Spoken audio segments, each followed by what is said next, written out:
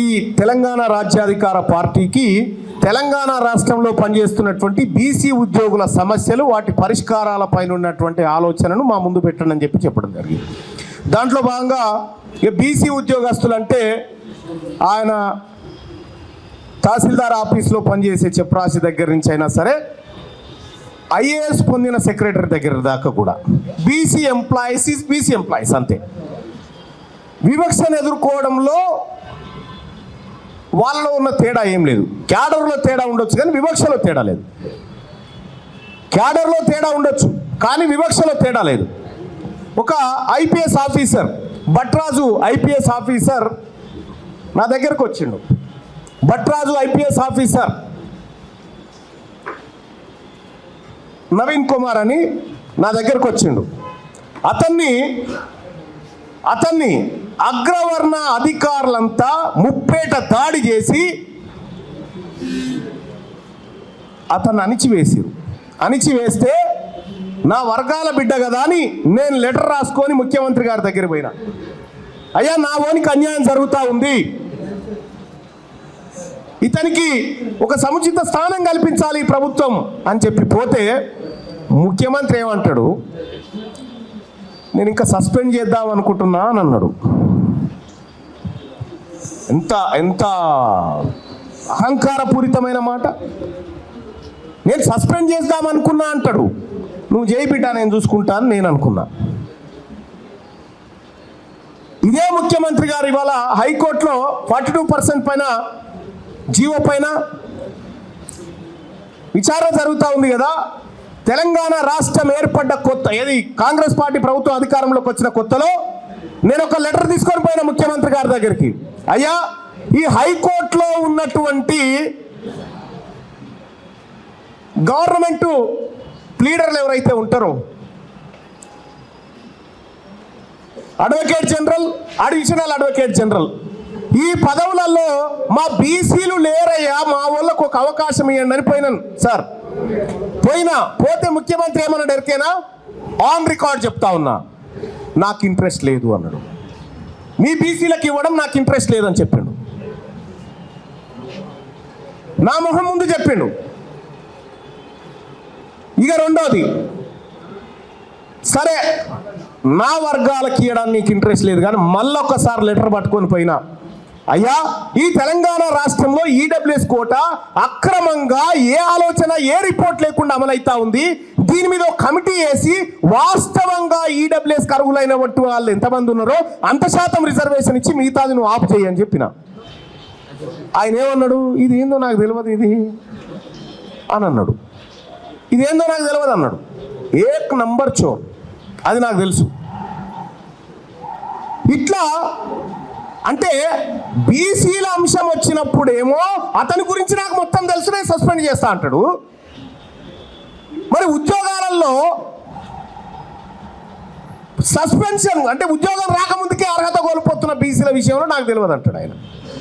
ఒక ముఖ్యమంత్రికి ఎంత క్లారిటీ ఉంది వాళ్ళ వర్గాల కోసం అనేది నాకు అర్థమైంది.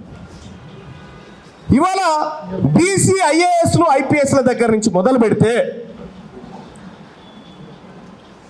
పోలీస్ డిపార్ట్మెంట్లో పనిచేస్తున్నటువంటి మా బీసీ డిఎస్పీలకు కానీ, బీసీ సిఐలకు కానీ, అడిషనల్ ఎస్పీలకు కానీ, ఐఏఎస్లకు కానీ, ఐపీఎస్లకు కానీ, కింద కానిస్టేబుల్ వరకు వీళ్ళ బతుకంతా అప్పర్ క్యాస్ట్ అధికారి దయాదాక్షిణ్యాల మీద ఉంటుంది.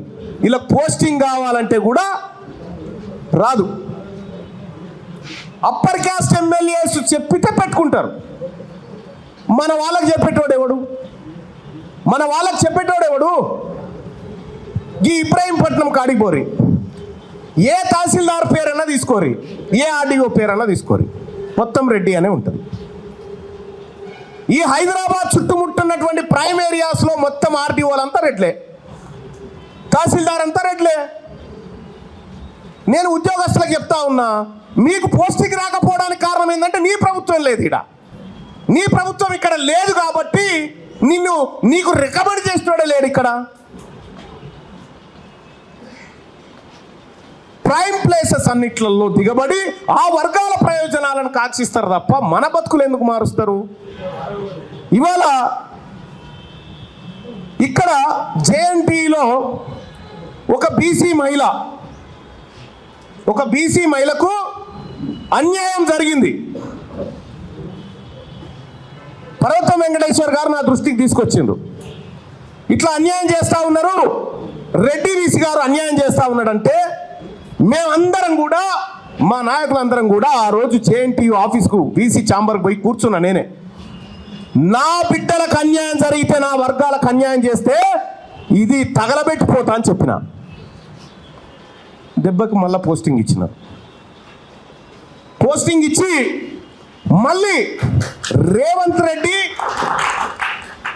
ఆ తర్వాత ఆయన పేరు సలహాదారం పేరుంది వేం నరేందర్ రెడ్డి, వాళ్ళిద్దరూ ఆమెను తీసేసి, ఎందుకు తీసేసి ఆమెను అంటే ఆమె బీసీ వర్గాల ప్రయోజనాన్ని కాంక్షిస్తూ ఉంది, బీసీ పిల్లల భవిష్యత్తును కాంక్షిస్తుంది ఆడ కూర్చొని, కాబట్టి ఆమెను తొలగించింది.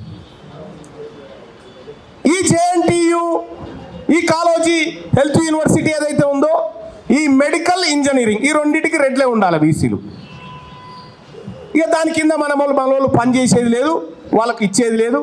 ఏమన్నంటే వాళ్ళకి మేమో లేకపోతే రిమూవల్, రకరకాల యూనివర్సిటీలలో కూడా అదే పరిస్థితి, పోలీసులలో అదే పరిస్థితి, సింగరేణి కార్మికులది అదే పరిస్థితి, ఆర్టీసీ కార్మికులది అదే పరిస్థితి, విద్యుత్ కార్మికులది అదే పరిస్థితి.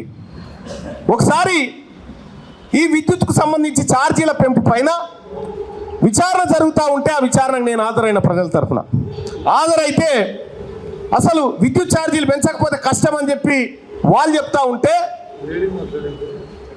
నేను మాట్లాడే ఫస్ట్ ఈ ముసలోళ్ళని ఇడికేం తీసేయాలని చెప్పిన, అగ్రవర్ణ ముసలోళ్ళని, వీళ్ళ ద్వారా భారం అవుతా ఉంది ఈ విద్యుత్ సంస్థ అని చెప్పడం జరిగింది ఓపెన్గా. అసలు నువ్వు అక్కడ కూర్చున్నటువంటి రెగ్యులేటరీ కమిషన్ ఏదైతే ఉందో నువ్వే అక్రమంగా వచ్చినావు అని చెప్పిన ఓపెన్గా. వీళ్ళు ఏ పని చేసినా, ఏ పథకాన్ని ముట్టుకున్నా, ఏ పని ప్రారంభించినా సర్వనాశనమే వీళ్ళ చేతులతో చేస్తే. ఇక్కడ బీసీ ఉద్యోగస్తులకు పోస్టింగులు రావు, బీసీ ఉద్యోగస్తులకు హక్కులు ఉండవు, బీసీ ఉద్యోగస్తులు కోరుకుంటే సెలవులు దొరకవు. ఆఖరికి ఆర్టీసీలో ఓ బీసీ కండక్టర్, బీసీ డ్రైవరు, అయ్యా నా ఇంట్లో మనిషి చచ్చిపోయిందంటే ఆడికి పోయి సెల్ఫీ తీస్తే తప్ప లీవ్ దొరకని పరిస్థితి. మరి ఈ ఉద్యోగస్తులకు పోయిన హక్కులను ఇవాళ తెలంగాణ రాష్ట్రంలో ఉన్నటువంటి బీసీ ఉద్యోగస్తులారా, మీకోసం తెలంగాణ రాజ్యాధికార పార్టీ ఉంది. మీకు అండగా తెలంగాణ రాజ్యాధికార పార్టీ ఉంది. ఈ పార్టీ మీ కష్టాన్ని పంచుకుంటుంది, ఈ పార్టీ మీ కష్టాలను భుజాల మీద వేసుకుంటుంది, ఈ పార్టీ మీకు జరిగేటువంటి అన్యాయాలను ఎదురుస్తుంది. తెలంగాణ రాజ్యాధికార పార్టీ రాష్ట్ర అధ్యక్షుడిగా నేను ఉద్యోగులకు ఇస్తున్నటువంటి, బీసీ ఉద్యోగులకు ఇస్తున్నటువంటి హామీ ఇదైతే. రెండోది, బాంసెఫ్ లాంటి సంస్థను పెడతారా అంటే, బహుజన్ సమాజ్ పార్టీకి ఆ వర్గాల ఉద్యోగస్తులను ఏ విధంగానైతే ఆర్థికంగా తలా ఇంత వేసి ఆ పార్టీని కాపాడుకున్నారో, ఈ తెలంగాణ రాజ్యాధికార పార్టీకి బీసీ ఎంప్లాయీస్ అనేటువంటి ఒక బాంసెఫ్ లాంటి సంస్థ పెడతారా అని చెప్పి అడుగుతా ఉన్నారు. నేను చెప్తా ఉన్న సమ్మన్న,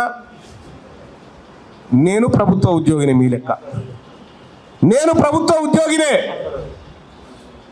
నేను గౌరవ మురళీ మనోహర్ సార్కు చెప్తా ఉన్నా, నేను ప్రభుత్వ ఉద్యోగిని, నా జీతం 2,70,000 రూపాయలు ఎమ్మెల్సీగా నా జీతం వస్తుంది. మీరు తక్షణం ప్రారంభించండి, నా ప్రతి నెల జీతం మీకే జమ చేస్తా, నా ప్రతి నెల జీతం మీకు జమ చేస్తా. బీసీ ఉద్యోగిగా బీసీ ఎంప్లాయీస్ ఫెడరేషన్ ఏదైతే నడుస్తూ ఉందో, తీన్మార్ మల్లన్న, నేను మొట్టమొదటిగా ఈ రాష్ట్రంలో ఈ ప్రజల మనిషిగా చెప్తా ఉన్నా, నాకు వచ్చే 2,70,000 రూపాయలు ప్రతి నెల ఈ సంస్థ కేటాయిస్తా ఉన్నా, ఈ బీసీ ఉద్యోగ సంస్థ కేటాయిస్తా ఉన్నా. మొదటి ప్రయత్నం నాదే, మీరు స్వేచ్ఛగా కార్యక్రమాన్ని ప్రారంభించుకోవచ్చు. ఇక రెండోది, హోంగార్డులు, ఆర్టిజన్ల గురించి మాట్లాడినారు. ఆర్టిజన్ల సమస్యలు పరిష్కరిస్తామని కేసీఆర్ మోసం చేసిపోయిండు. ఆర్టిజన్లను ఆదుకుంటామన్న కాంగ్రెస్ పార్టీ మోసం చేసి అసెంబ్లీలో మండలిలో నేనే గలమెత్తిన ఆర్టిజన్లకు ఇచ్చిన హామీ నెరవేర్చాలి, మోసం చేస్తున్నాం అనేటువంటి మాట నేనే చెప్పిన. ఆ రోజు పట్టి విక్రమార్క గారు ఓపెన్ గా చెప్పేసిండు, ఆర్టిజన్లకు న్యాయం జరగదు, మేము చేయలేమని చెప్పేసిండు. మరి ఇది మేనిఫెస్టోలో ఎందుకు చెప్పలే ఈ మాట అని చెప్పిన. అంటే ఏదో అయిపోయింది అనేటువంటి మాట మేము చెప్తా ఉన్నాం.